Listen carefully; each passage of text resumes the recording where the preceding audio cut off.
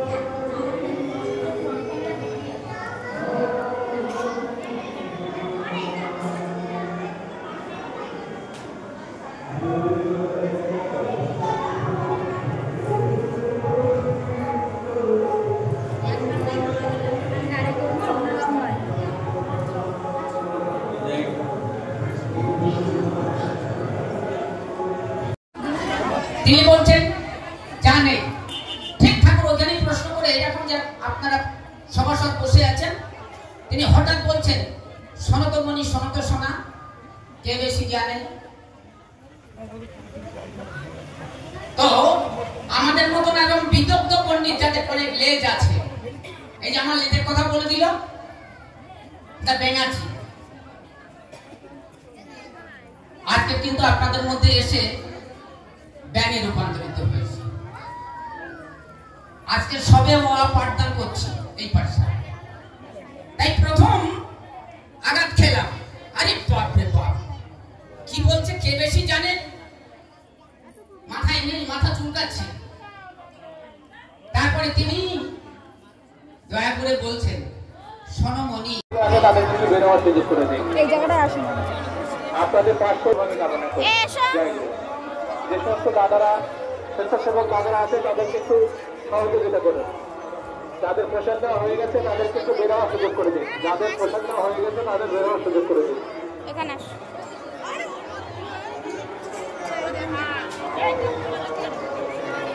দেখুন, এখানে পাপান কিন্তু কান্না শুরু করে দিয়েছে, কারণ ওর খেলনা কিনে দেয়নি বলে ও কান্না করছে। খেলনার দোকান বসেছে, একটুও খেলনাগুলো ভালো না, ওই জন্য আমার পছন্দ হয়নি বলে খেলনা কিনে দেয়নি। তো কান্না শুরু করেছে সেই মন্দির থেকে, আর বাড়ি গিয়ে আধা ঘন্টা পর ওর কান্না থেমেছিল। তো দেখুন, এখানে আমরা মন্দির থেকে খেয়ে দিয়ে বাড়ি চলে যাচ্ছি, আর ও কিন্তু কেঁদেই যাচ্ছে। আর আমার ভিডিওটা কেমন লাগলো নিশ্চয়ই জানাবেন, আর আমার চ্যানেলটাকে সাবস্ক্রাইব করবেন। টাটা।